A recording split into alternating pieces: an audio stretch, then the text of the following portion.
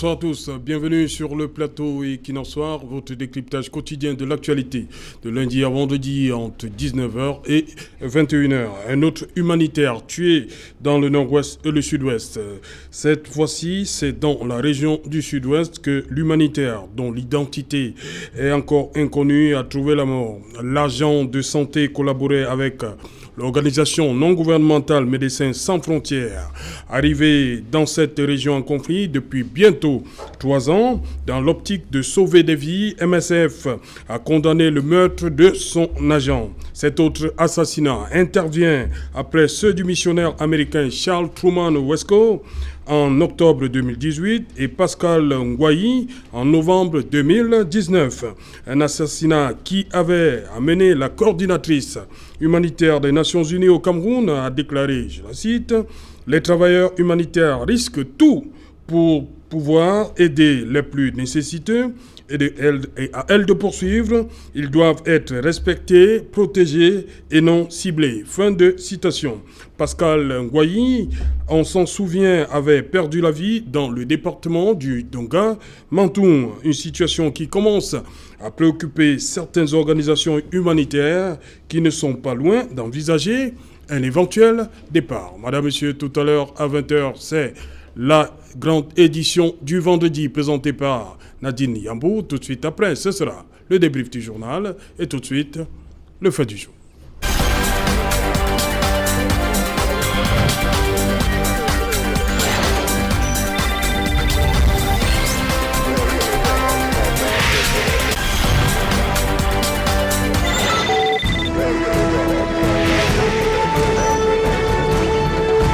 Présence des humanitaires dans le Nozo, conséquence d'un éventuel départ. Pour en parler, nous avons invité ce soir Paul Eyoum. Bonsoir Paul. Oui, bonsoir à Serge Alain, bonsoir à mes co-panélistes, bonsoir à toutes les populations de ma commune de Douala 1er. Voilà, Paul Eyoum du DC, c'est bien cela? Tout à fait. Les choses sont calmées chez vous, ça va? Bon, ça va, on prépare la convention en 2021, donc ça va. Ok. Bonsoir Salomon Béaz.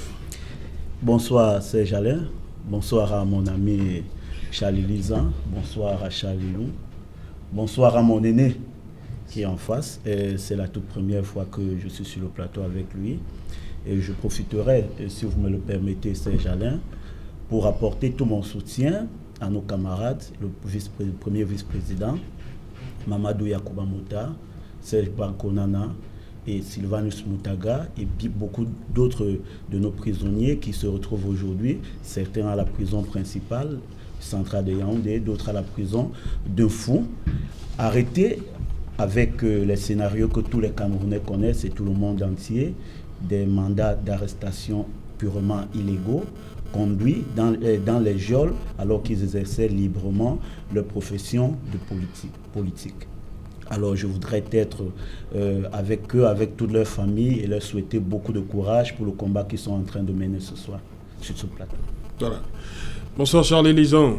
Bonsoir à Serge Alain. Bonsoir à tout le panel et à tous les millions de Camerounais qui nous suivent ce soir. Permettez-moi moi qui suis catholique, fervent pratiquant, de demander au bon Dieu d'accueillir avec lui la dépouille de mon père, M. Monté, ancien délégué du gouvernement pour la communauté bénévole, qui aujourd'hui a engagé son dernier repos auprès de ses ancêtres. Et je me permets comme ça ce soir de lui témoigner toute la reconnaissance de la ville de Douala pour le long et laborieux travail qu'il a abattu pour la construction de cette ville. Va et repose en paix, cher père. Voilà. Barista Kamwa Limen. Robert. Yes, good evening. I did it well this time? Yeah, you did well. Okay. Serge, you're welcome. Thank you so much. It's a pleasure for me to be here this evening, especially on a field that, on a topic that I think I have a good mastery on, because international humanitarian law I did it at the level of master's and at the level of PhD. Oui. So I think my contribution is going to throw light on the subject matter and maybe sensitize the public on the role of aid workers in the Northwest and Southwest region. On va donc aller avec vous, vous allez nous camper le sujet. Il y a Allegra Bayouchi, qui est la coordinatrice humanitaire des Nations Unies au Cameroun, qui a dit ceci: le ciblage délibéré de l'aide et des travailleurs humanitaires constitue un crime de guerre. Yes, you know, Serge, before we get into the subject matter, it is good that Cameroonians know who aid workers are. Oui. These are international organizations or Red Cross workers who have risked their lives to come into a country or regions where there is war.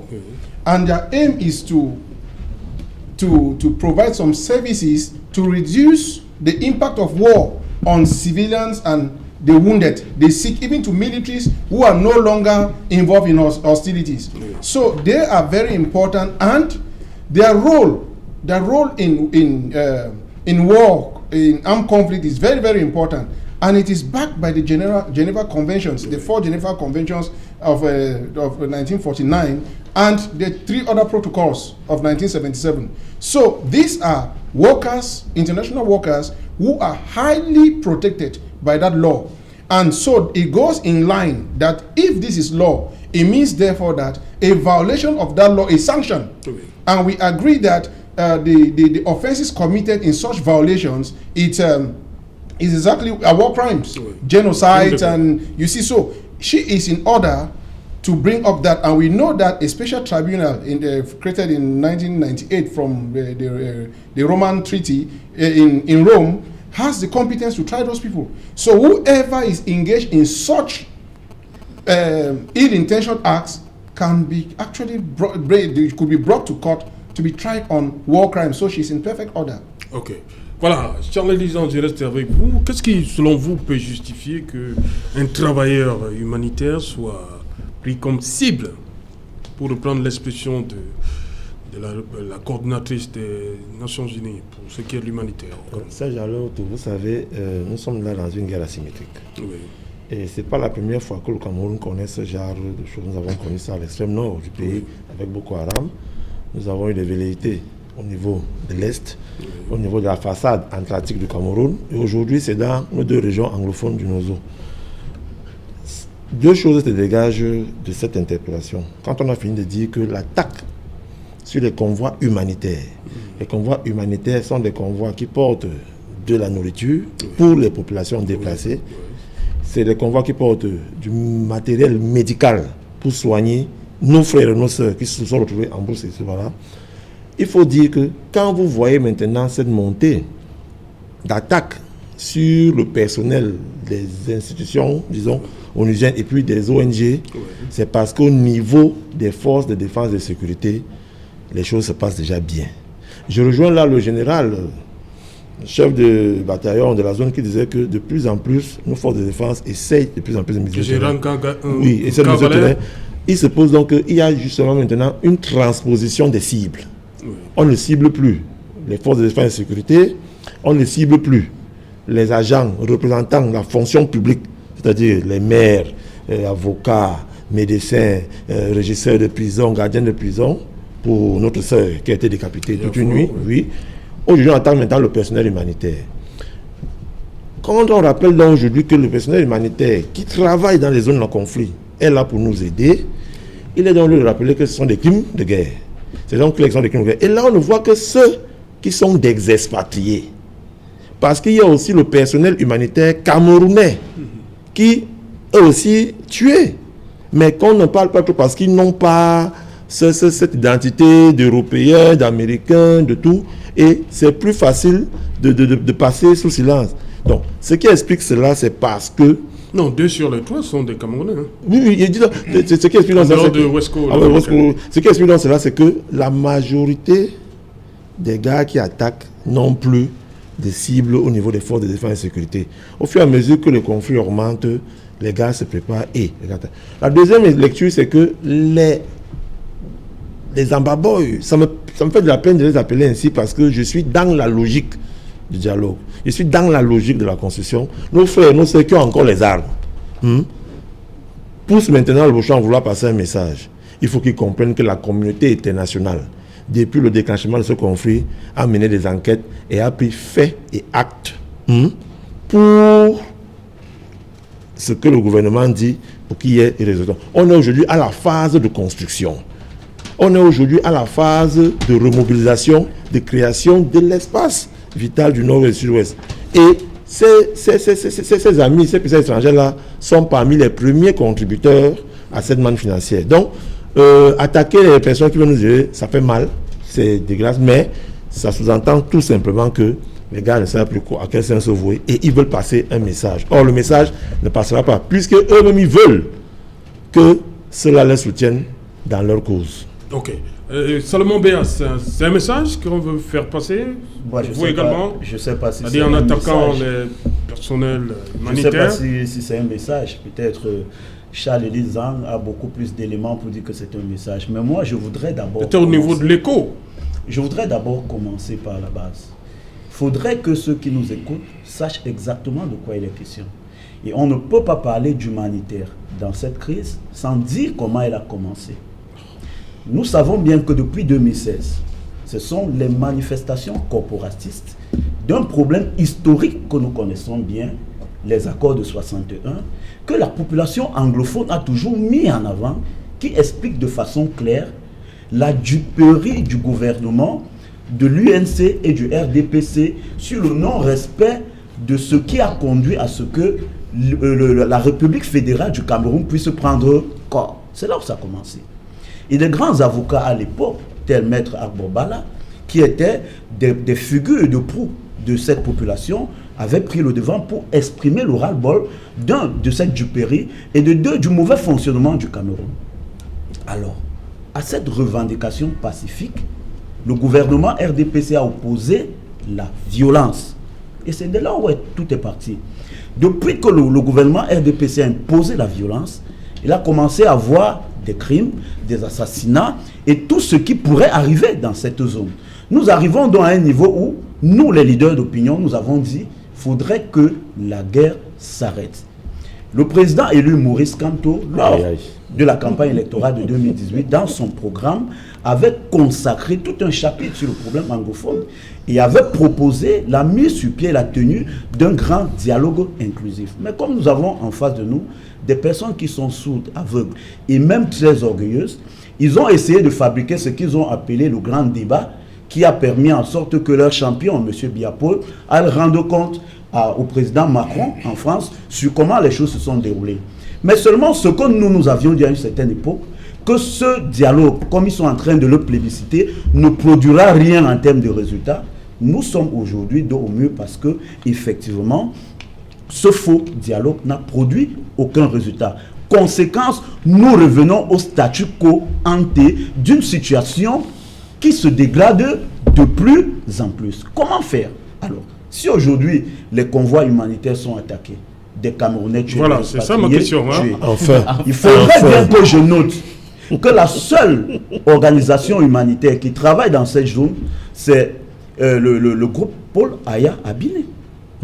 L'organisation humanitaire camerounaise qui travaille dans cette zone et qui est habilitée à savoir Aya Foundation, comment les choses se passent. Mais je vais vous expliquer sans risque de me tromper que le gouvernement de M. Charles Elizan avait traité cette organisation de terroriste, de complicité avec les terroristes et au passage a traité même Equinox, votre illustre chaîne dans laquelle je m'exprime aujourd'hui de façon libre, comme étant complice de ces choses-là. En passant, Human Rights Watch a été traité de complicité avec le terrorisme et tout ça. Mais je suis surpris sur ce plateau que Charles Elizan me dit que c'est ces organisations qui donnent de l'argent au Cameroun et qui prennent des résolutions pour que les populations soient mieux traitées dans ces régions. Pourquoi un son et deux cloches? De quoi avez-vous peur, M. Charles Elizan? Aujourd'hui, nous sommes dos au mur. Nous avons proposé chez nous au mouvement pour la renaissance du Cameroun que M. Sissi Kouayou Tabé soit libéré parce que c'est lui qui est comme étant la personnalité la plus légitime de ce combat qui se passe de ces revendications-là, qui se passent au Nozo. Il y a d'autres prisonniers qui sont avec lui dans les prisons du Cameroun, qui sont arrêtés dans des conditions que nous tous nous connaissons. Pour qu'il y ait cessé le feu, pour qu'il y ait calme, pour qu'on arrive à une solution concertée, il faudrait que tous ces acteurs se retrouvent sur la même table. C'est-à-dire les représentants du gouvernement de M. Charles Elizan, les représentants, les leaders des revendications anglophones, les acteurs politiques crédibles qui sont sur la scène camerounaise pour discuter des conditions de cesser le feu. Mais à ces arguments assez crédibles et rationnels, les amis de M. Zan, qui sont je pourrais leur qualifier, ceux qui se nourrissent de la haine et du sang des Camerounais, c'est des mots forts, mais il faudrait qu'on leur dise, parce que je ne peux pas comprendre qu'on ait des gouvernants, quoique contestés par la population camerounaise, mais qui ne mettent pas en avant la préservation de la vie des populations anglophones. Et je retiens que, je retiens encore pour chuter, que parmi ces gouvernants-là, il y a ceux qui avaient clairement dit de façon ouverte qu'on puisse massacrer la population anglophone. Moi, je suis meurtri aujourd'hui. Je suis choqué parce que ce sont les Camerounais qui meurent dans cette guerre. On pouvait l'éviter. Elle est ultime. Merci. Mais il est encore temps qu'on puisse mettre les pendules à l'heure et qu'on puisse arranger ce problème. Salomon Béas, ma question était simple. Merci beaucoup. Qu'on tire sur les humanitaires, qu'on assassine les humanitaires. C'est pour le bien. Vous n'avez pas voulu répondre, je pose cette question. Je pense que je me suis étalé là-dessus. Qu'est-ce qui explique qu'on... Mais on tire sur des humanitaires effectivement parce que, de prime abord, les humanitaires qui travaillent là-bas n'ont pas la même protection que le personnel administratif qui y travaille. Voilà. Et nous sommes dans un théâtre de guerre. Il peut y avoir des victimes de part et d'autre. Et si ces humanitaires-là ne sont pas protégés, nous savons bien que les balles qui viennent de la part, n'est-ce pas, des sécessionnistes, et ceux qui viennent de la part de la... Vous dites un manque de protection. Mais bien sûr, c'est l'une des raisons aussi. Merci. Paul Young, pour vous, qu'est-ce qui peut justifier que l'on tire sur des personnes qui viennent chez vous pour sauver des vies? Comment ça se comprend? La première chose que je voudrais dire, c'est que le travail d'humanitaire est assez âpre. C'est-à-dire, dans tous les conflits du monde, quand vous êtes humanitaire, c'est un travail assez âpre. Et au-delà de... Risqué aussi? Oui, risqué aussi. Et au-delà de cette âpreté, vous savez, nous sommes dans une guerre, comme Charles l'a dit, asymétrique et en plus non conventionnelle. Ça veut dire qu'en fait, on a l'armée, par exemple, du Cameroun, qui a en face des gens qui sont sans foi ni loi. Oui. Rappelez-vous que ce sont ces individus qui ont torturé des enfants. Parce que quand vous voyez les actes barbares, légions et funestes qu'ils posent sur le terrain, vous vous dites, mais mon Dieu, à qui avons-nous encore affaire? Est-ce que ce sont des humains? Mais au-delà de tout, parce que nous voulons la calmer aujourd'hui, nous voulons un retour à la paix, nous n'allons pas toujours rappeler un certain nombre de faits, puisque même l'armée du Cameroun a été des fois reconnue coupable d'un certain nombre d'exactions, même si ce n'était pas au même degré et même nombre. Maintenant, pour revenir à votre question, c'est en fait, si ceux qui ont pris les armes aujourd'hui sont en train de s'attaquer aux humanitaires, ça veut dire simplement qu'ils n'ont plus la possibilité de s'attaquer aux gens de l'administration. Première chose. Ça veut dire que même les populations sont devenues difficiles d'accès pour les kidnapper. Et vous savez, les médecins sans frontières, ils sont habitués aux guerres conventionnelles. Parce que quand c'est les guerres conventionnelles, les deux armées savent qu'on ne touche pas aux personnes qui travaillent dans l'humanitaire. Bon, je dis médecins sans frontières en oubliant que c'est une ONG comme il y a Human Rights Watch et toutes les autres. Malheureusement, cela, ce n'est pas une armée conventionnelle. Donc aujourd'hui, il est question pour l'État du Cameroun de protéger aussi les gens de l'humanitaire. Parce que quand des membres du gouvernement, comme le ministre Paul Tazon qui est entourné là-bas, vont, l'armée les protège. Donc il faut aussi aujourd'hui... Non, quand je dis quand il était, je veux dire quand il était. Donc l'armée les protège. Donc peut-être il faut aussi aider ces humanitaires. Parce que ces humanitaires, il faut reconnaître leur travail. Leur travail est colossal et il est vraiment un travail à saluer. Tout simplement parce que ce sont ces humanitaires qui permettent, même vous qui êtes journaliste, d'avoir les informations sur ce qui se passe sur le terrain, premièrement. Deuxièmement, ce sont ces humanitaires qui apportent un secours aux populations. Vous savez qu'il y a, j'ai parlé des médecins sans frontières, qui sont des médecins spécialisés dans les zones de conflit.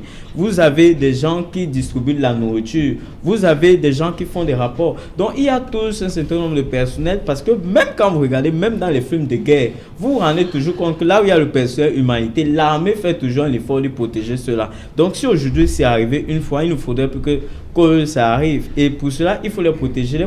Il faut que l'armée soit en action. Il faut qu'on donne la possibilité à cette armée de connaître leur planning de travail main dans la main avec ces ONG. Pour dire, par exemple, c'est lui qui doit plutôt donner le planning à l'armée. Non, oui, à l'armée, c'est ça que je suis en train de dire. Donc, ils donnent le planning à l'armée. Et l'armée les accompagne pour les aider à faire le travail de manière véritable et de manière surtout sereine pour qu'on ait le résultat. Oui, Barista, je vais vous poser ma question. Est-ce qu'il y a un problème d'éducation?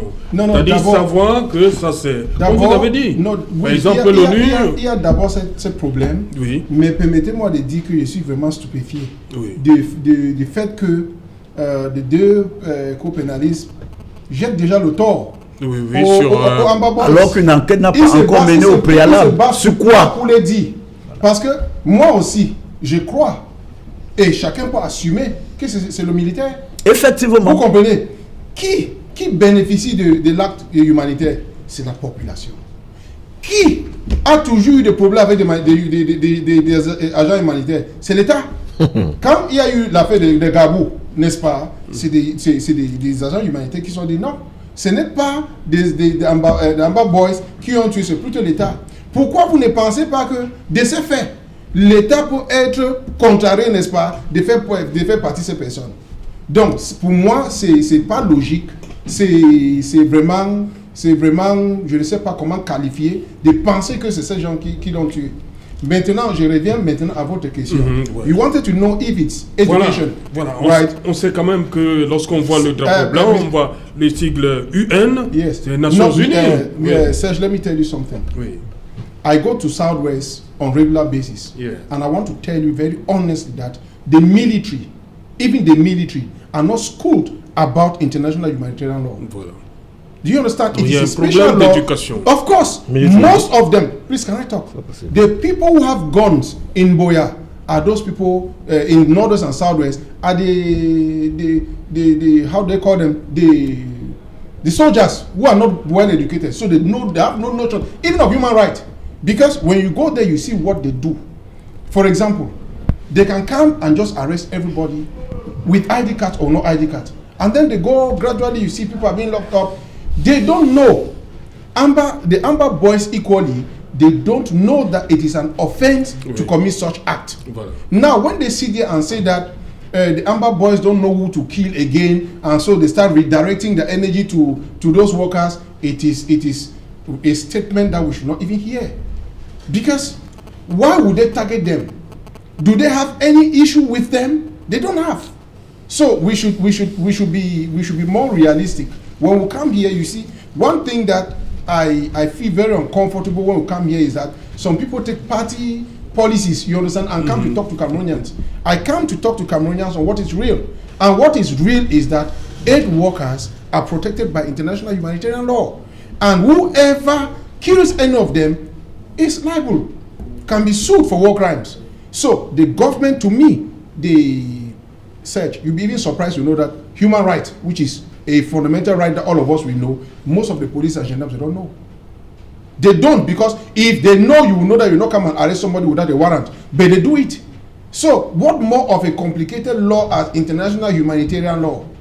And so, Mr. Zhang, it is too simple, it is baseless for you to think that it's the Amber Boys who've committed such an act. Wait, when they will commit, I remember I was in this plateau on this platform with you when the Gabou incident happened.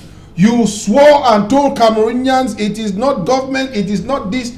Finally, it came out, and I never saw you coming to tell Cameroonians that you're sorry that maybe you did not see things well. Please, let us take time. Let us take time and observe. Let us take time and tell Cameroonians the truth.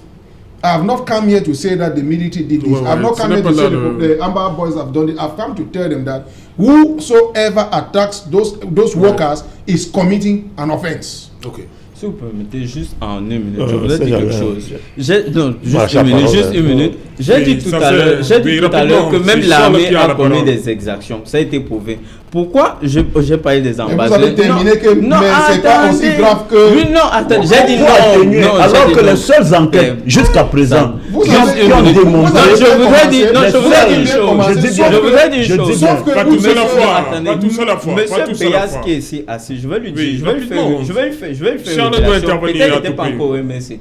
En 2018, à 3 semaines de la campagne présidentielle, le secrétaire général du MRC, Don Christophe, juste s'il nous écoute, il a perdu son fils. Il va enterrer son fils à Bamenda. Au retour, son fils est coincé parce qu'il y a des attaques sécessionnistes. Et vous savez qui vient sauver sa vie? C'est cette armée-là.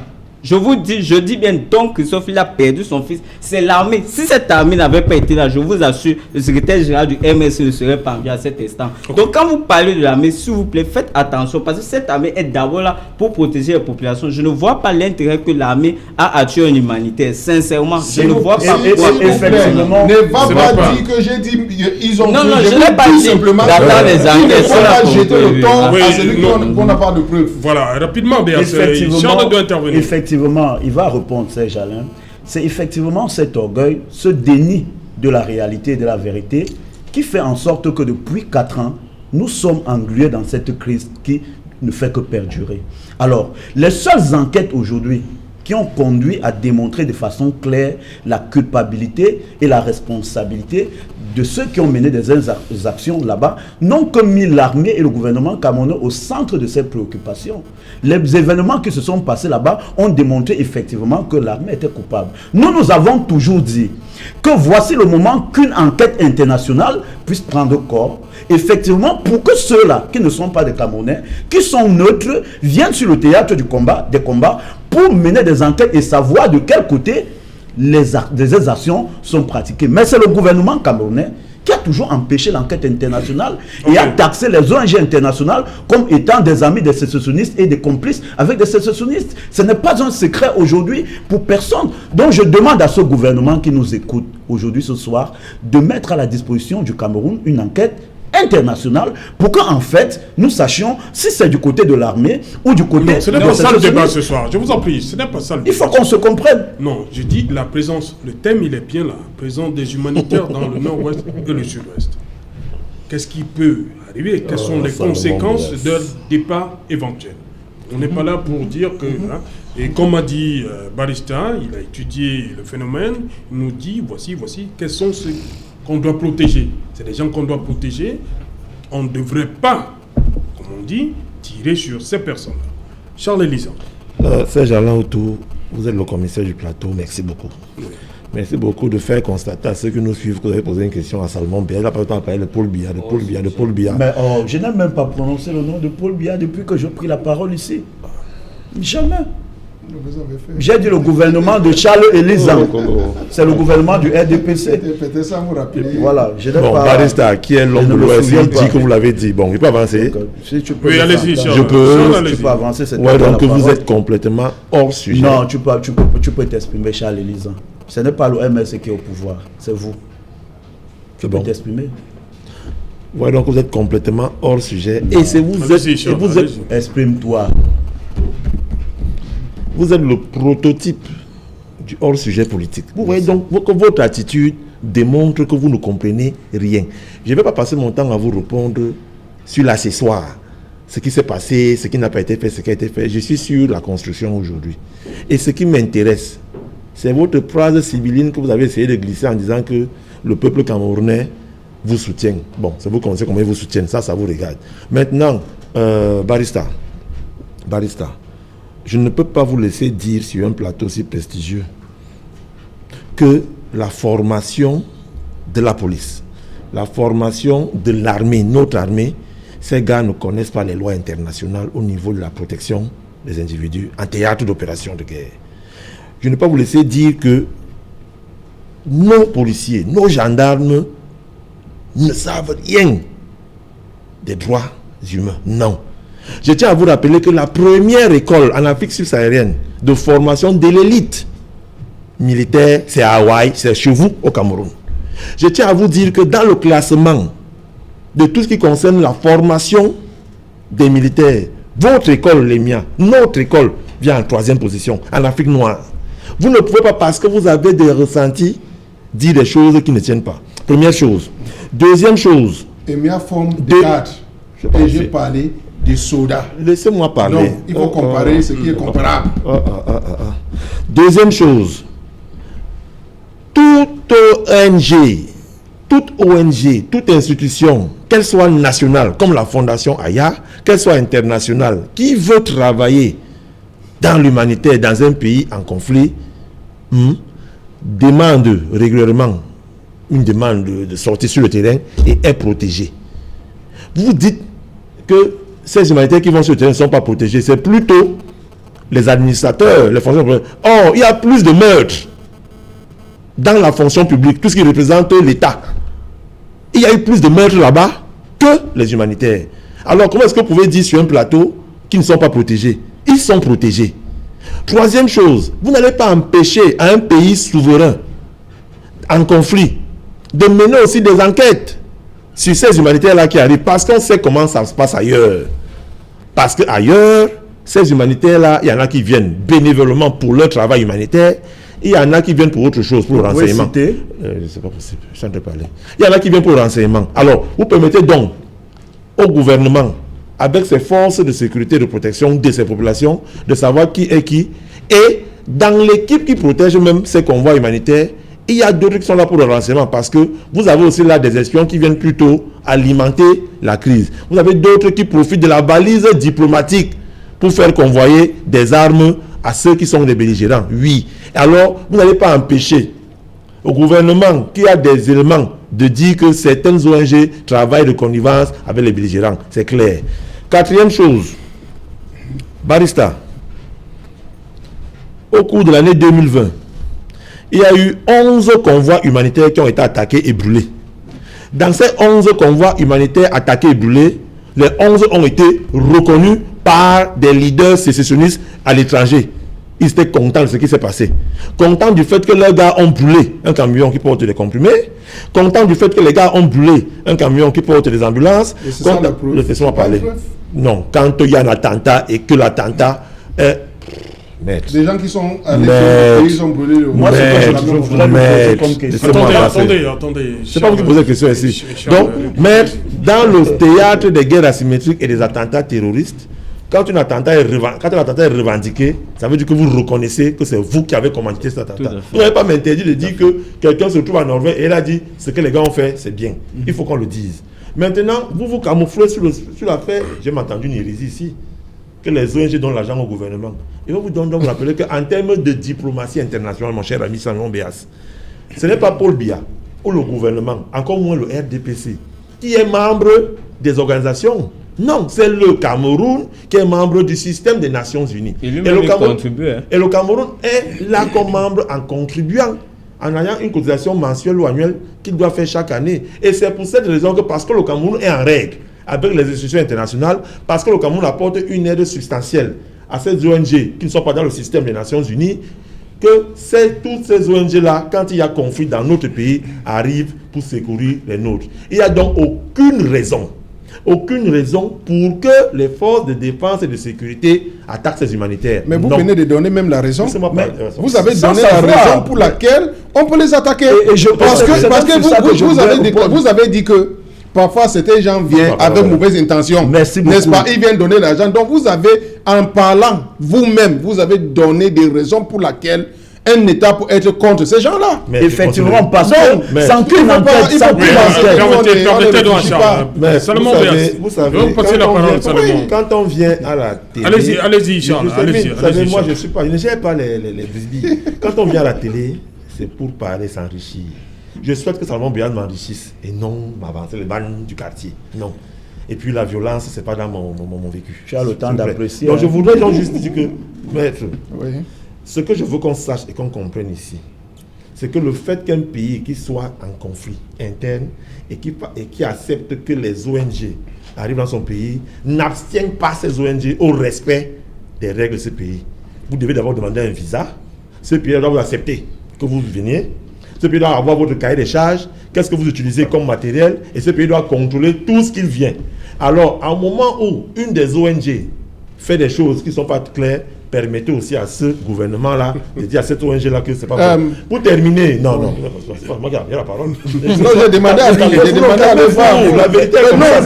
Parce que vous me donnez toujours le mot de l'utiliser contre vous. Maître, non, vous n'êtes pas si contre moi. Non, je suis contre l'idée, pas contre vous que j'aime beaucoup. Vous êtes quelqu'un que j'aime beaucoup, mais j'ai contre vos idées. Voilà. Pour terminer, maître, je dis et je répète, tous les attentats envers tous les convois humanitaires dans ce pays ont été revendiqués. Et quand cette association revendiquée, c'est clair, on n'a plus à chercher quoi que ce soit. Maintenant que l'enquête internationale, je ne sais pas quelle enquête internationale mon ami du MSC veut, quand cette enquête viendra, on donnera la solution. Et mon cher, pour terminer, il n'y a aucun problème. Alors là, aucun problème entre Equinox et le RDPC. Votre petite histoire que vous voulez créer tous ces jours-ci, vous faites comme si vous mettez Equinox, non. Equinox est une chaîne républicaine qui invite tous les panélistes et qui est parlé. Si vous voulez profiter d'Equinox, vous pouvez balancer votre comédie politique, là, ça ne m'arrange pas. Sur ce plateau, invité passer à l'autre tour. Tout le RDPC lui donne cette gratitude.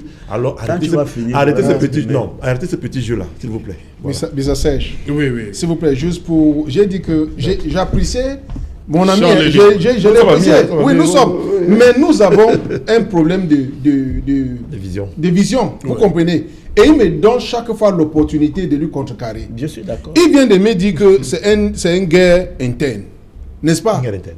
Vous dites que c'est... Vous avez... c'est une guerre dans le pays. Oui, dans le pays. Vous avez utilisé interne, n'est-ce pas? Et je tiens à vous dire, mon cher frère, que dans des guerres internes, on n'utilise pas l'armée. Vous comprenez? Donc on n'utilise pas l'armée contre ce peuple. Vous commencez, voilà là. Mais je pense qu'il peut avoir... Mais donnez-moi attends, vous voulez créer un monde sur Mars. Attends que je... on ne sort pas l'armée contre ce peuple. Ah bon? Voilà une vérité. L'armée n'est pas sortie. Et maintenant... En Casamance, l'armée n'est pas sortie. Maintenant... Si ils sont sortis, ce n'est pas pour dire que c'est bien. En France, la vous comprenez, il faut prendre ce qui est bon. Donnez-moi il faut pas vous donner la référence de ce qui est bon. Aux États-Unis actuellement, les émeutes il a essayé de le faire.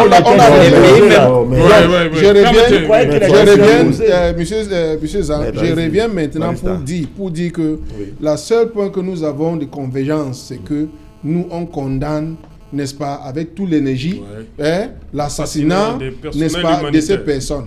Ou même l'assassinat d'un militaire, ou même d'un ambassade. Oui, vous comprenez. Vous comprenez. Comme le maire de... Oui, we condemn. Nobody wants anybody to die. Merci beaucoup. So, but what I want us to note this evening is that I made it clear that maybe the top of the military, they can understand international humanitarian law. But those people on the side, you understand? I am telling you honestly that they don't know it's a specialized law. École de formation des cadres et des soldats. I made myself extremely clear that if I want to go by presumptions, I will instead think that those people were not killed by the Amber Boys, because we have had incidents that have accused them to be in connivance, right, with the Ambers.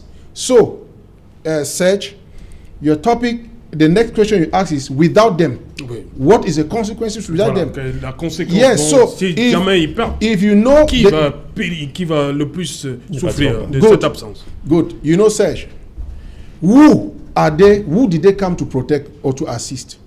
We might think in error that they came to protect only the civilians. No. They came, if you look at the Geneva Convention 1, it talks about wounded soldiers. Wounded soldiers, when you have those wounds and they don't fight, those workers assist them. Those aid workers assist them.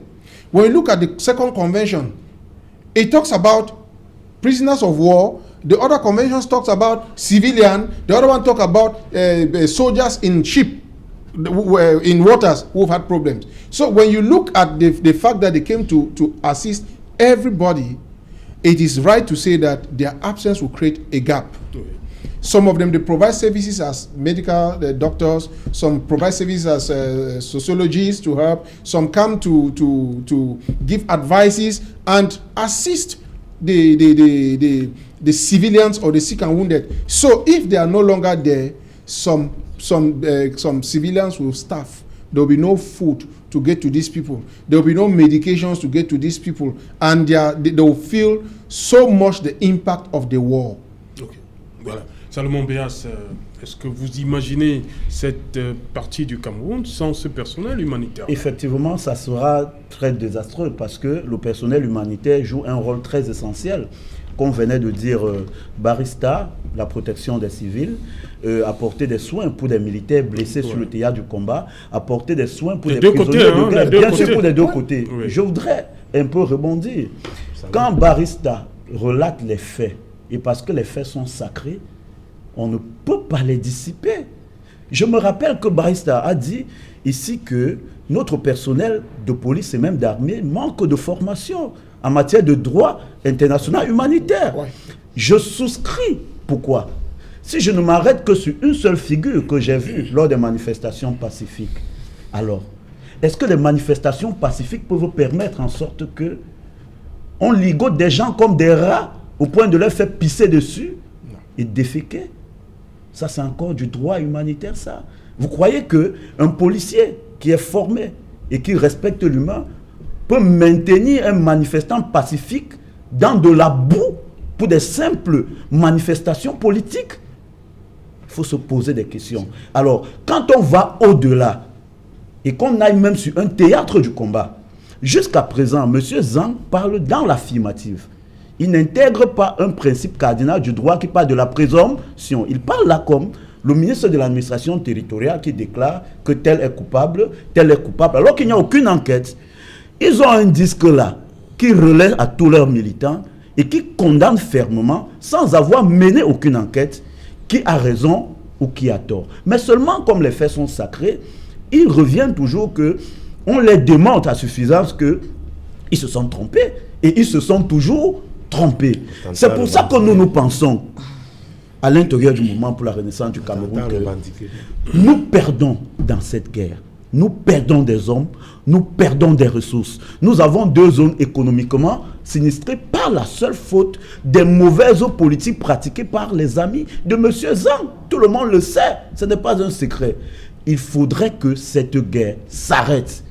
Et pour qu'elle s'arrête, il faut d'abord que l'ensemble des belligérants aillent dans un cessez-le-feu pour permettre aux humanitaires de mieux faire leur travail. On ne peut pas véritablement faire de l'humanitaire dans un théâtre de combat nourri de balles de part et d'autre. Ce n'est pas possible.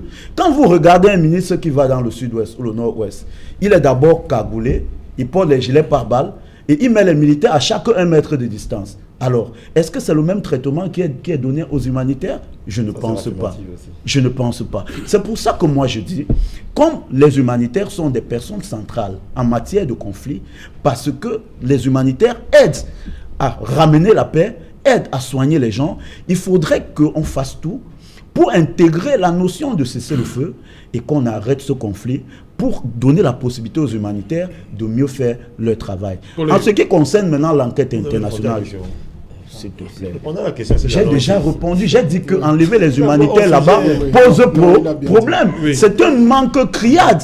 Et j'ai maintenant démontré. Mais attends, je ne pense pas que tu es modérateur sur ce plateau. Qu'est-ce que c'est? Salomon BH, allez-y rapidement. Voilà, on dit rapidement. Je croyais qu'il était poli. Je suis très poli. Ah, merci. Laisse-moi donc parler. C'est moi qui ai la parole. J'ai précisé ici, d'entame de propos, que les humanitaires sont des personnes très importante. Oui. Le faire partir là-bas serait quelque chose de très grave pour les populations du nord-ouest et du sud-ouest. Voilà, justement, pour les Youm. Je voudrais toucher... Charles a dit, on a vu des convois ciblés, parce que la dame dit le ciblage délibéré de l'aide et des travailleurs humanitaires constitue un crime de guerre.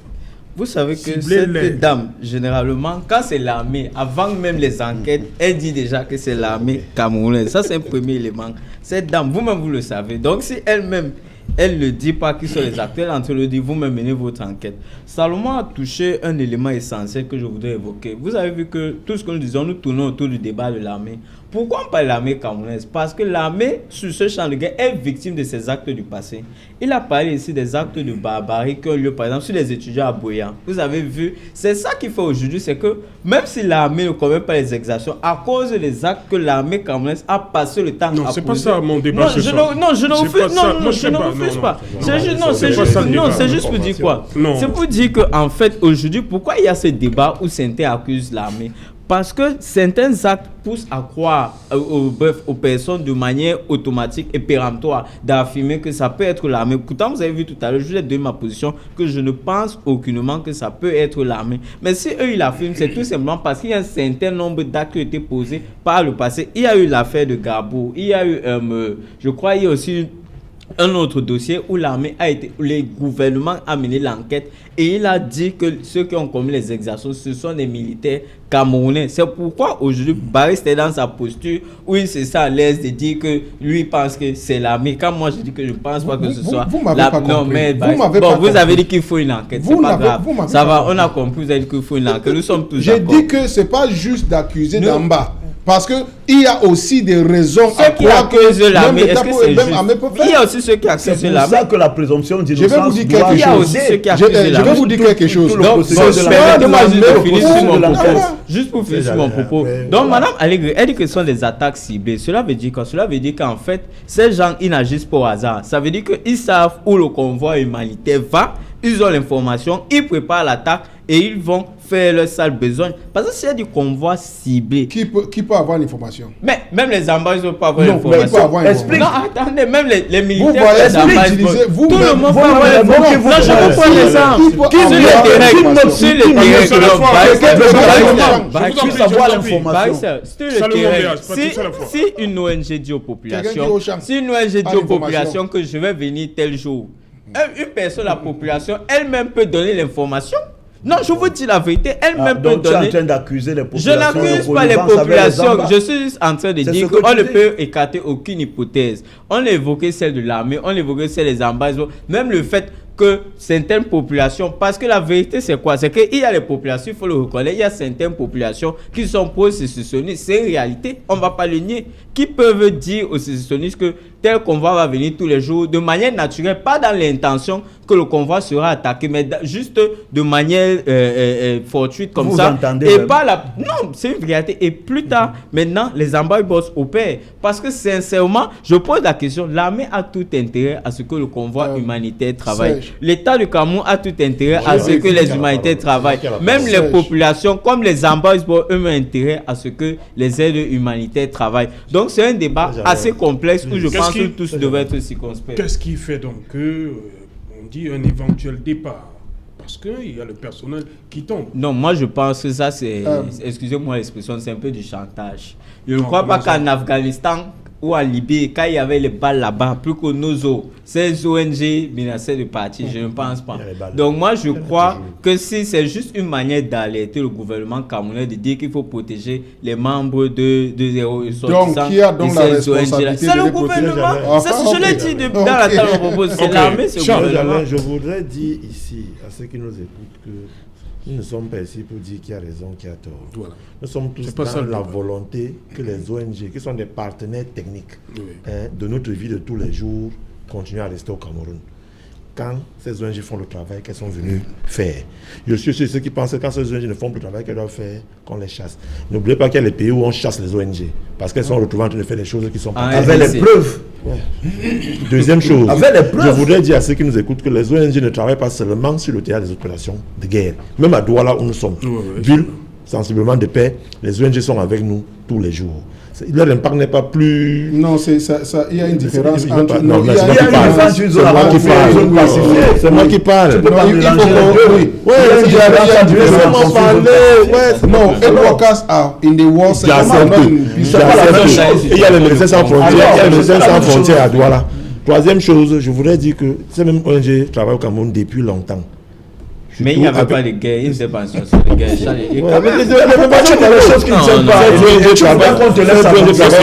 Cette journée de travail au Cameroun depuis longtemps, à l'extrême nord. À l'extrême nord, quand vous avez au niveau à l'est, avant d'arriver, vous allez voir toute une zone où ce sont les ONG qui travaillent pour les réfugiés centrafricains qui sont entrés chez nous. Maintenant, pour revenir au NOZO, je voudrais rappeler à ceux qui nous écoutent que quand une ONG arrive dans un pays, dans un terrain d'opération, l'ONG ne travaille pas pour les belligérants, ni pour l'État, ni ne travaille pour les populations. Et dans les populations, on met le tout là dedans. C'est nous qui distinguons et les belligérants, et les populations civiles, et les forces de défense et de sécurité. Alors l'ONG tient ce qu'on appelle tous les jours un bulletin quotidien d'information. L'ONG utilise les relais communautaires. L'ONG utilise la radio locale. L'ONG utilise même les réseaux sociaux pour donner son programme. L'ONG donne donc son programme aux forces de défense pour sa protection. Et l'ONG dit, j'irai à Garbou, j'irai à Woum, j'irai à Kumba, parce qu'on a besoin de moi là-bas, j'ai affaire. Et l'armée les encadre pour les amener, c'est clair. Donc, L'information vient de l'ONG et l'armée est là pour protéger les ONG. Quand il y a une attaque dans du convoi, si on attaque les convois militaires et que les militaires meurent, combien de fois attaquer un convoi militaire qui est protégé aussi? Parce que le rôle du militaire, ce que vous ignorez, c'est que le militaire, quand il est en convoi humanitaire, ne se protège pas lui. Il protège d'abord l'humanitaire. Et il a donc ce double rôle-là pendant les tirs de non seulement se protéger parce qu'il doit protéger l'humanitaire. C'est un peu difficile à concevoir, mais il faut que vous compreniez que... Est-ce que tu t'entends même quand tu parles? Donc, l'humanitaire, donc, ce que je ne voudrais pas qu'on dise, c'est que tous les ONG qui travaillent au NOZO ont reçu une onction de l'État du Cameroun et les forces de défense sont là pour les protéger. Il peut arriver qu'un humanitaire, comme un militaire qui se retrouve quelque part en ville, tout seul, on le prend, qu'on puisse aussi prendre un humanitaire, c'est pas bon. Si tous respectent les consignes de sécurité, on aura le maximum de sécurité zéro. Je voulais juste évoquer que mon cher copaniste comprenne que l'armée n'est pas pour rôle de protéger, n'est-ce pas, ces aid workers, comme on les appelle. L'armée a l'obligation, n'est-ce pas, de ne pas faire du mal à ces gens. Attends, écoute-moi bien. Écoute-moi très bien. Parce que quand vous dites qu'ils ont l'obligation de les protéger, ils ont obligation de les protéger. On dit la même chose, non? Ouais, ce n'est pas la même chose. Ce n'est pas la même chose. Comprends-moi, prends un peu de temps pour me comprendre. Serge, Amé fait partie des personnes en conflit. Des Amba fait partie des conflits. N'est-ce pas? On ne demande pas à l'armée de venir protéger. On lui demande que ces gens-là sont protégés. Ils sont protégés que tu ne peux pas les attaquer. La même chose avec Amba. Donc c'est une responsabilité collective. Merci, on va revenir parce que le journal c'est dans un instant. Tout à l'heure, ce sera le 20h de Nadine Yambou et après ce sera Equinox Soir, deuxième partie, le temps du débrief.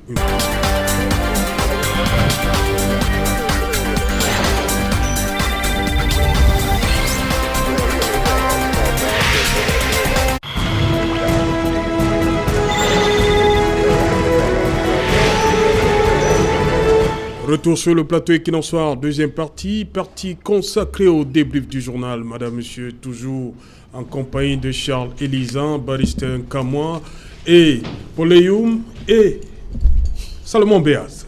Salomon Béaz, on va commencer par cette actualité. Les avocats de Sisikou Ayoub Tabé interdits d'accès à la prison principale de Yaoundé. C'est une situation qui est très triste, mais qui ne va que dans la continuité de cet état-là où les droits humains ne sont pas respectés. Ce n'est pas la première, ce n'est pas le premier cas. Nous avons vécu ça avec le procès du MRC. Nous avons vu jusqu'à quelle mesure les autorités de ce pays avaient des comportements inhumains à l'endroit de ceux-là même qui bénéficient encore de la présomption d'innocence. Dans un pays qui se dit état de droit, un état dont les actes sont conformes à la Constitution et où la loi a une portée générale et impersonnelle et protège le citoyen au quotidien. Alors comment vous pouvez expliquer qu'un citoyen qui est incarcéré, gardé dans une prison, se voit bloquer ses conseils? On bloque ses conseils à l'entrée et ceux-là n'ont pas accès à lui. C'est une situation inhumaine. Quand le Cameroun se regarde, même, je me demande, les autres pays qui nous regardent, ils disent quoi, effectivement? Et ils sont même allés loin. J'ai suivi dans ce reportage où on a même dit que les journalistes qui sont venus filmer ces avocats risquaient même que les caméras soient peut-être emportées ou cassées. Alors, est-ce que c'est ça le Cameroun que nous voulons aujourd'hui? Est-ce que nous voulons ce pays où le citoyen n'a pas de place? Est-ce que nous voulons ce pays où la justice n'est pas au service du citoyen? Est-ce que nous voulons un pays où les droits des accusés, les droits des suspects ne sont pas respectés? Est-ce que nous voulons un pays où vous ne pouvez pas bénéficier d'un procès équitable? Non. Et chez nous, au MRC, dans notre programme de gouvernance que nous avons soumis au Cameroun en 2018, le volet judiciaire et juridique était très bien explicité.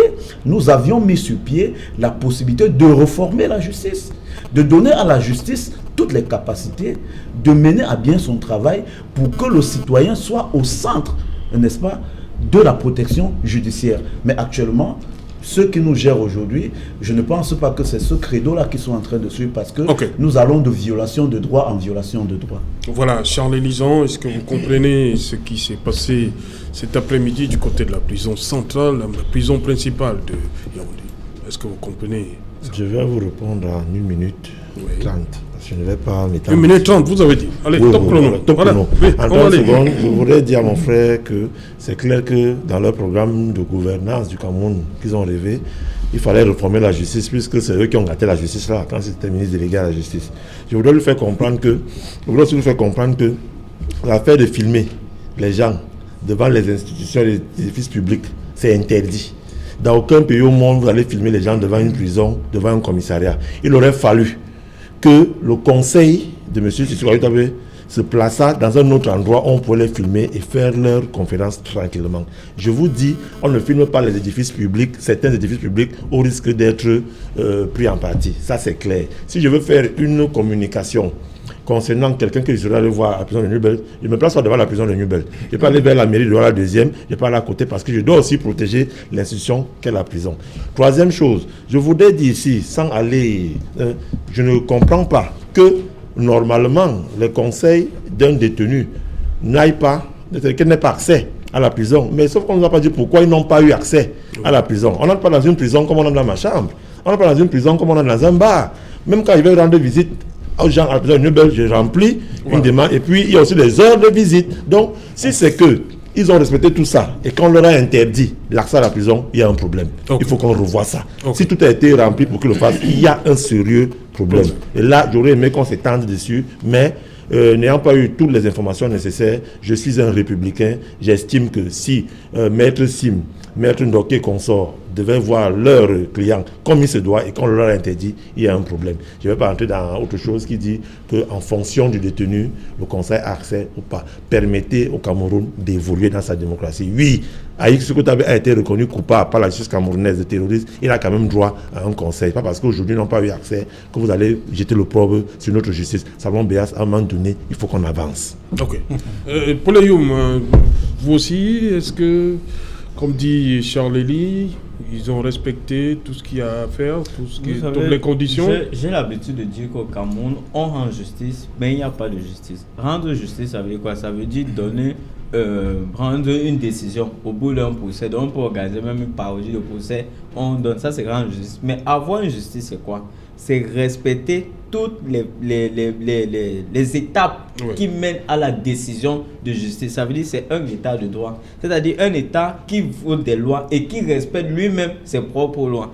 Monsieur Ayoub Tabé, même s'il était reconnu de terroriste, si la loi camerounaise dit qu'il a droit à un avocat, il a droit à un avocat.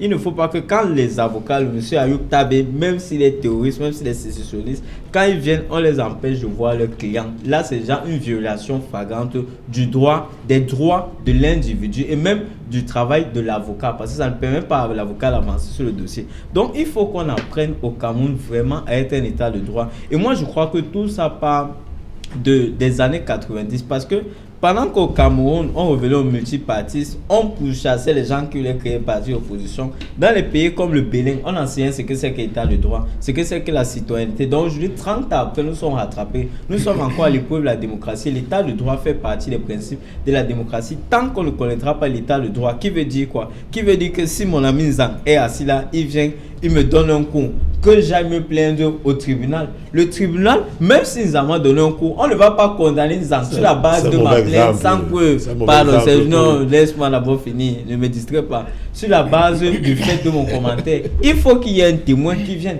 C'est pour ça que vous voyez dans les grands pays, il y a quelqu'un, maître peut être là, il peut être un grand mafioso, mais il n'est pas en prison. Parce qu'on n'a pas la preuve, les éléments qui prouvent qu'il est mafioso, ça reste de la suspicion. Est-ce que tu dis que c'est un second mauvais exemple? Non. Bon. C'est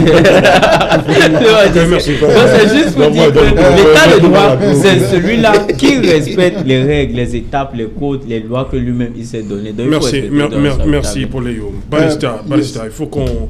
Charles a ouvert une brèche, il faut qu'on s'agrippe dessus.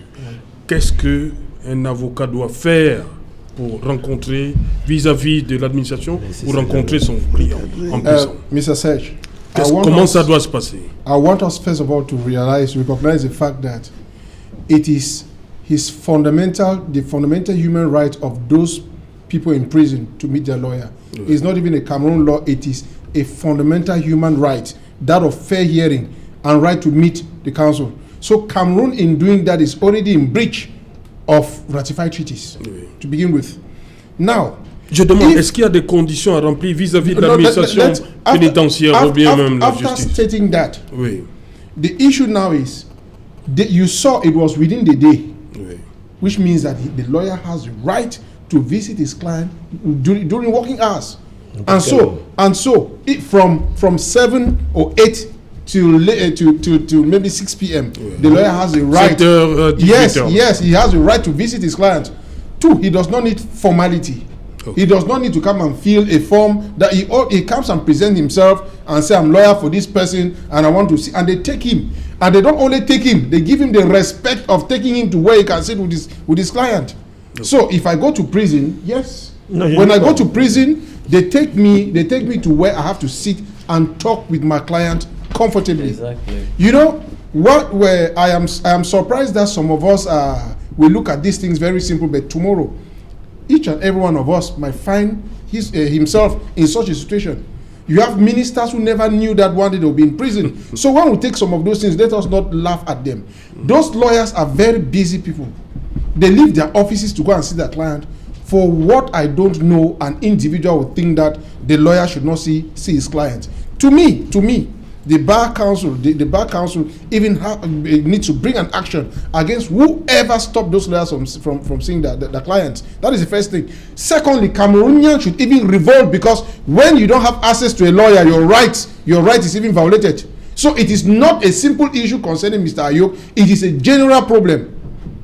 Serge, I want you to note that lawyers play extremely important role in the dispensation of justice in this country. Absolutely. And that nobody has the right to stop a lawyer to do his job. And I'm one of those lawyers that I don't take rubbish when I'm stopped from doing my job. I took oath to do my job and I do it well. I think those who watch me and they know when I have to intervene, they know I come with all my force, because that is my job. It is wrong. They satisfy all the conditions to meet their clients.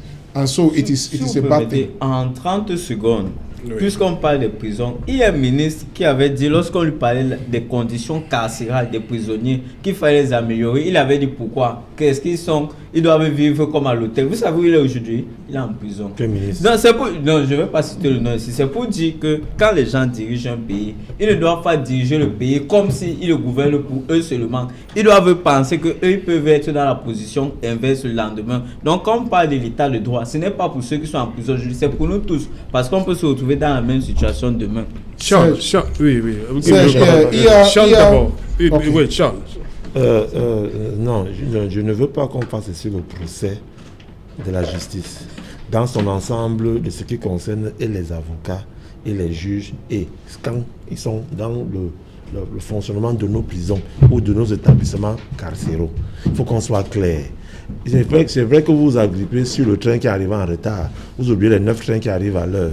Je dis et je répète, maître, vous avez répondu. C'est celui qui ne connaît pas qui a posé la question. Et j'ai aimé la question de ce genre autour.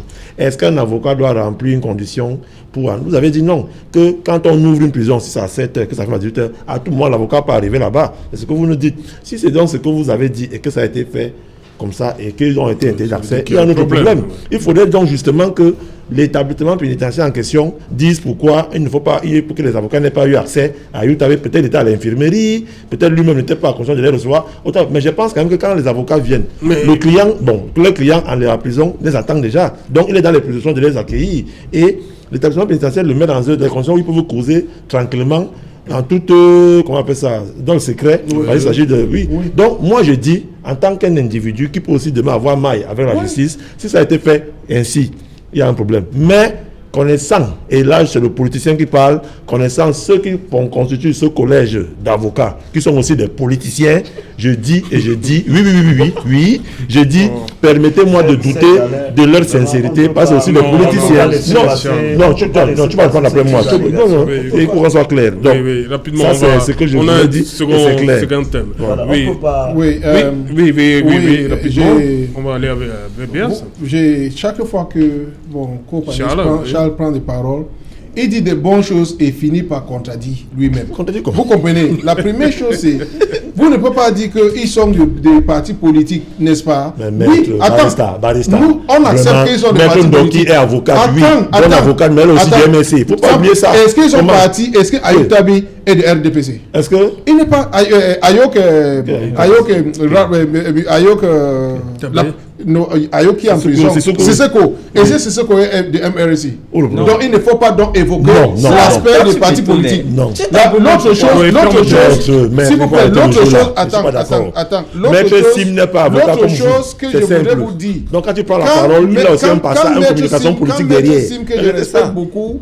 Pas aux prisons, il n'est pas comme un gars une personne de MRC. Il parle en tant que dans sa qualité d'un avocat. Et il faut lui respecter pour cela. Depuis que vous parlez là, ok, maintenant vous avez dit quelque chose qu'il faut que je vous dis vraiment, je vous éclaircir sur ce que vous avez dit. Vous avez fait parler que parce qu'il y avait un ministre délégué à la justice. Donc ça veut donc dire que des mauvaises lois sûrement ont été faites par Maurice Kamto. Ça c'est vous qui citez son nom, hein? Non, c'est ce que vous dites. C'est vous qui citez son nom. Donc je prends pour vous dire que ministre délégué n'est pas le ministre de justice. Vous comprenez? Il n'est pas ministre. Quel est le cabinet qui a fait les Non, il n'est pas ministre de justice. Il fait son travail. Et c'est le ministre de justice, n'est-ce pas, qui est le ministère du tuteur. Donc, s'il vous plaît, il y a beaucoup d'intervenants dans les médias.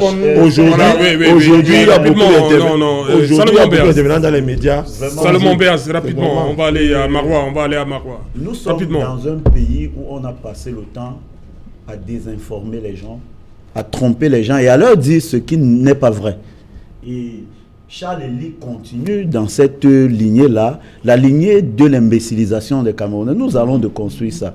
Effectivement, ce n'est qu'au Cameroun, le premier pays au monde, où j'ai vu des avocats en robe être bastonnés par la police. Non, il n'y a pas qu'au Cameroun. S'il vous plaît. Vous voulez que je cite? S'il vous plaît. Vous voulez que je cite? C'est moi qui ai la parole. Non, je sais la parole parce que vous m'avez coupé. Je suis très fort dans ce jeu. J'ai dit bastonnés Non. Dans les commissariats de police, alors même qu'un suspect doit subir une enquête préliminaire, vous êtes son conseil, vous arrivez, on vous bastonne. Et qui vous bastonne souvent, c'est un gardien de la paix, et la justice camerounaise ne fait rien. C'est faux. La situation qui se vit à Yaoundé là n'est pas la première. Nous la vivons tous les jours. Et c'est ça qui dénigre encore de façon claire l'image du Cameroun. Ce sont les amis de Zan qui sont au gouvernement qui banalisent la justice. Donc, parce qu'effectivement, nous vivons dans un pays... Donc quand vous partez, c'est mon ami. Nous vivons dans un pays beaucoup. Où la théorie de la séparation de pouvoir qui fait de la justice un contre-pouvoir de l'exécutif n'existe pas. Merci. Alors, c'est l'exécutif qui est en même temps le judiciaire et le juridique. Alors, l'avocat dans un tel système ne peut pas fonctionner.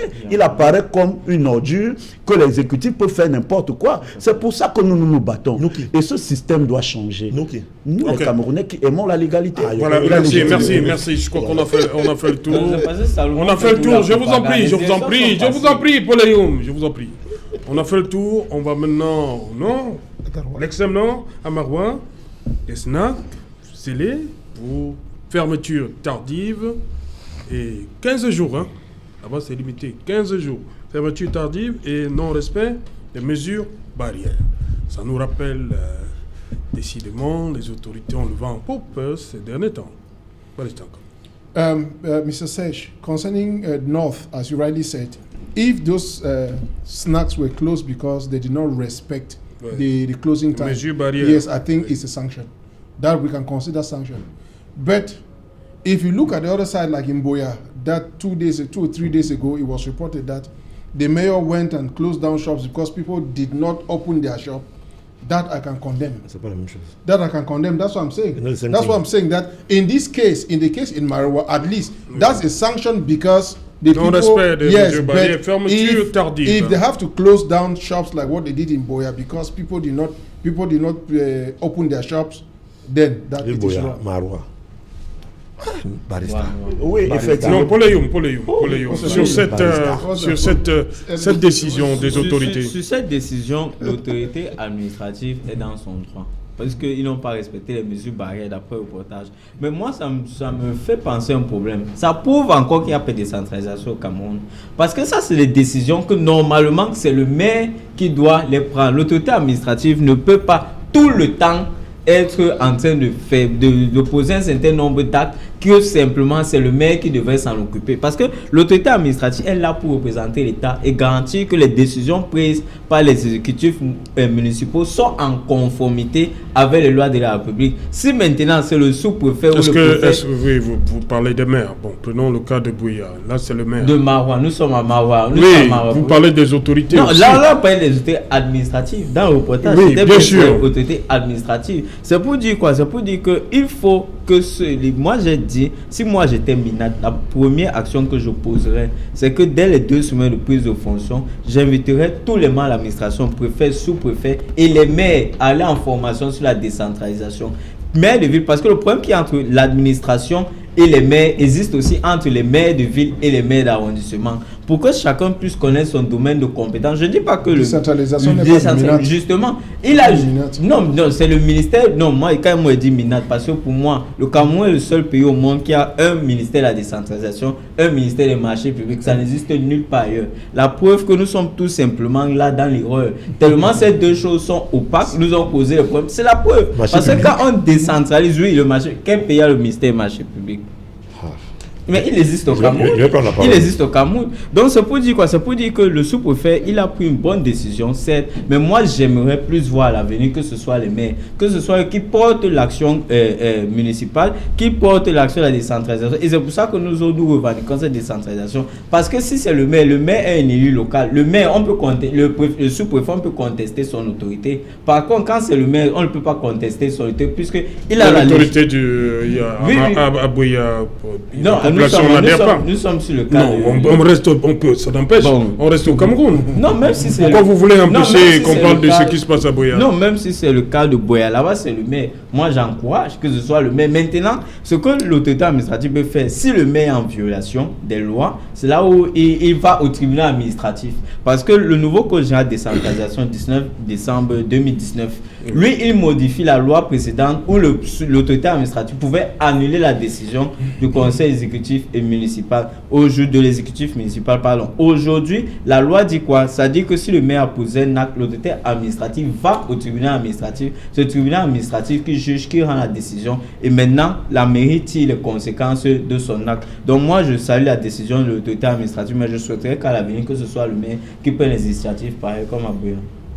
Voilà, comme à Bouya. Charles Lisan, le non-respect des mesures barrières, vous serez d'accord avec Barista Limen est d'accord avec vous. Barista Limen, c'est vrai qu'il a fait un cafouillage, un vers Bouya parce qu'il aime bien ça. Non, il faut être républicain. Là, nous sommes républicains, nous sommes tous d'accord. Oui. Mais c'est encore que c'est le conseil municipal qui parle. Oui. C'est de lui qui parle parce que ce que nous voyons, des comportements des uns des autres, face à cette pandémie qui nous décime et qui nous fait perdre beaucoup d'argent qui aurait pu être réinvesti dans d'autres secteurs sociaux vitaux de la vie.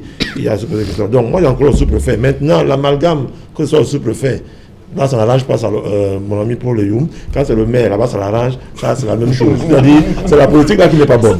C'est-à-dire, quand l'autorité à autorité, là permettez-moi le pléonasme, de fermer un truc quand ça ne va pas et que ça dérange l'ordre social établi, que l'autorité la ferme. Même si c'est l'imam, même si c'est le chef du village, même si c'est le chef du quartier. Sur le cas, Charles, je vous interroge donc également sur le cas de la ville de Bouya. Sur le cas de la ville de Bouya, c'est vrai que c'est un peu excessif. 25 000 Non, c'est excessif. C'est excessif. C'est excessif. 25 000. Vous avez obligation de signer, de dire que non, vous allez dorénavant ouvrir tous les lundis. Non, c'est excessif. Je pense que vu la situation tendue dans la zone. C'est-à-dire le maire peut avoir dans son rôle, parce qu'il veut que les boutiques ouvrent pour réguler le quotidien. Parce que vous ne voyez pas peut-être la femme qui vient acheter la tomate, qui ne trouve pas, qui a peut-être besoin de quelque chose qui s'est fermé, qui a mal. Et puis le maire estime que peut-être toutes les conditions de sécurité sont réunies pour que les commerçants rouvrent, mais je pense que la méthode choisie n'est pas la bonne. Qu'il aille plutôt au niveau du dialogue, parce que les commerçants sont regroupés en association, ils ont les représentants, que le maire installe plutôt un climat de dialogue, de consensus avec eux, et qu'ils s'arrangent tous en donnant aux commerçants cette assurance que les forces de défense et de sécurité seront là pour les protéger pendant ces heures d'ouverture. Je pense qu'aucun commerçant, encore que quand on est déjà commerçant, c'est le cap. C'est l'argent. Donc, on ne voit pas le commerçant qui va fermer. Donc, que le maire ne soit pas excessif. Dans ces zones, on n'a plus besoin d'avoir... Dis quand même qu'il est en violation du droit. Non, c'est toi qui dis. Dans cette zone, on n'a pas besoin des autorités qui ont des attitudes excessives, que les autorités, tout ce qui représente l'autorité centrale dans ces régions, copie le Premier ministre John Gouté, qui est venu avec un sentiment, un aspect de paix, de dialogue, pour que l'atmosphère soit de moins en moins tendue. Dis quand même que Salomon Béas, Marois et Bouya. Déjà, je vais m'appesantir d'abord sur quelque chose qui est clair. Dans un snack, il est très difficile de respecter, les mesures de distanciation et de porter les masques barrières. Pourquoi? Parce qu'on ne peut pas consommer la bière avec les masques. On a dit que c'est, mais tu t'as dit. S'il vous plaît, s'il vous plaît. Je commence d'abord. Il y a deux non-respect. C'est pas vrai. Tu t'en dis, mais moi je ne comprends pas. Moi je comprends pas. Ils sont toujours en jeu. Je ne comprends pas. Il a parlé tout à l'heure, je n'ai pas écouté. Le non-respect des mesures barrières dans les snacks. Permettez à Salomon. Allez-y, Salomon. Je dis de prime abord, dans un snack, dans un bar, il est d'abord très difficile, voire même impossible, et de respecter les mesures de distanciation et le port du masque barrière. Pourquoi? Parce qu'on ne consomme pas la bière avec un masque à la bouche. J'ai regardé, s'il vous plaît. Non, on peut baisser le masque quand on fait le mouvement. S'il vous plaît, j'ai regardé Salomon les Béas. autres pays. J'ai regardé les autres Salomon pays. Béas, on peut baisser le masque et on consomme, non? Je vous dis on encore, remet le masque. Quand on baisse le masque, ça voudrait dire que le masque baissé vous protège contre le Covid. Maintenant que vous buvez la bière. Actuellement, tu as un masque là. S'il vous plaît. Je suis en train de vous expliquer que j'ai regardé ailleurs et on prenait des dispositions pour diminuer le nombre de personnes dans des snacks et créer des écarts avec des tables pour permettre à ceux qui consomment de respecter les mesures de distanciation, parce que le masque barrière déjà n'est pas approprié dans un snack. Déjà, il faut l'évacuer.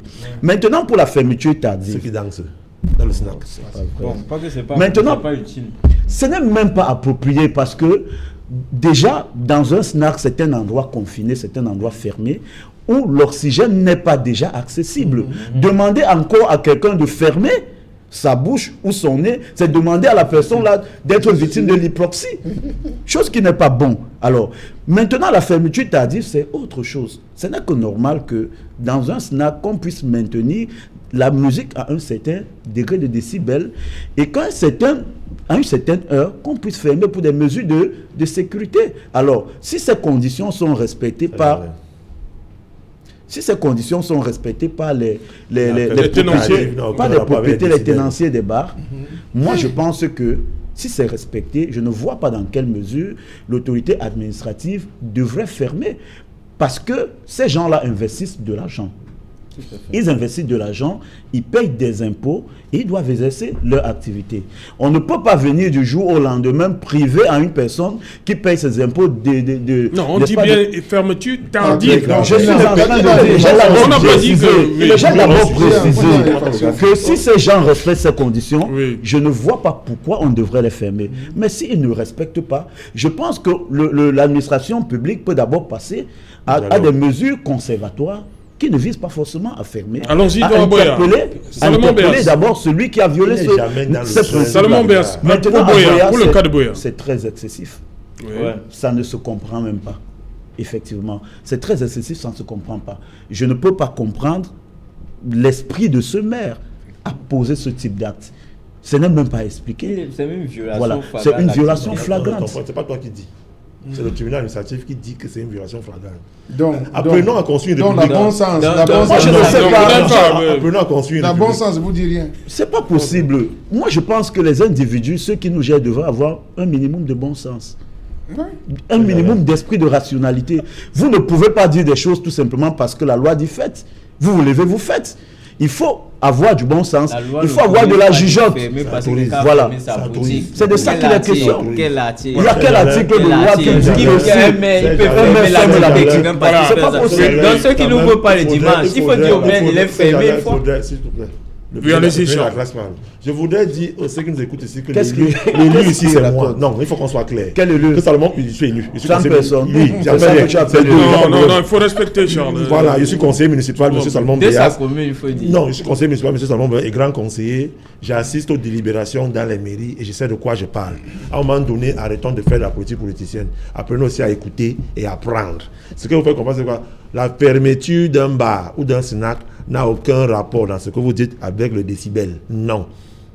C'est en fonction de la catégorie de la licence que vous avez. Il faut je vous apprendre cela. Donc, si vous avez une vente emportée, un bar que vous devez exploiter de 6 à 1 certaine heure et que vous dépassez cela, c'est pourquoi on vous ferme. C'est pas parce que vous avez le son qui sort, qui ne sort pas. Non, parce que à partir du moment où, si vous avez respecté vous-même les normes de construction, on vous aurait demandé d'acoustiquer vos murs pour que j'ai fini. Non, laisse-moi finir. Pour que le son ne sorte pas. Deuxième chose, nous avons été tous ici d'accord que l'attitude du maire a été excessive à Buea. Et à partir du moment où on utilise le mot excessive, ça veut dire que quelque part nous sous-entendons qu'il a qualité à fermer une boutique. Oui, ne lui enlevez pas cette qualité-là, parce qu'il a ce droit-là de fermer. Quel droit? Maintenant, qu'est-ce qui motive sa décision? C'est là le problème. Et là où je rejoins Barista, c'est que moi j'estime que dans cette zone, les actions que peut poser une autorité à Yaoundé, à Douala, à Garoua, ne peuvent pas être les mêmes perçues par les populations dans cette zone-là. Là, je ne suis pas d'accord avec cette méthode militaire parce que j'estime que l'atmosphère est déjà assez tendue pour que vous venez encore poser... Même si c'était à Douala, c'est inapproprié. Même si c'était à Douala, c'est inapproprié. Je vous en prie, non, c'est approprié. Non, pas du tout. Je vous en prie. Non. Les populations de Buea, les commerçants sont pris entre deux feux. Yeah, le maire dit vous devez ouvrir, de l'autre côté on dit on ne doit pas ouvrir. What is very disturbing about the Buea incident is that it's not a simple mayor, he's a lawyer. He's a lawyer. And when you see magistrat municipal. And when you see, n'oubliez jamais. When you see a lawyer take such a decision, you really frown at it because it violates the right of the individuals. There is not enough security, and the people don't want to take the risk. And you come, instead of dialoguing as my co-panelist said, you decide to lock them. It is bad. It's just following the footstep of late Ekema Party, which is not correct. Okay. One would expect that he would do something better than doing that. Okay. Merci Charles-Élie d'être venu. C'est moi qui vous remercie. Thank you, Barrister, for coming. Thank you so much. Voilà, merci à vous également, Salomon Béas. C'est moi qui vous remercie, Serge Alain, et je remercie tous les téléspectateurs qui ont pu ce soir à les occupations pour nous écouter.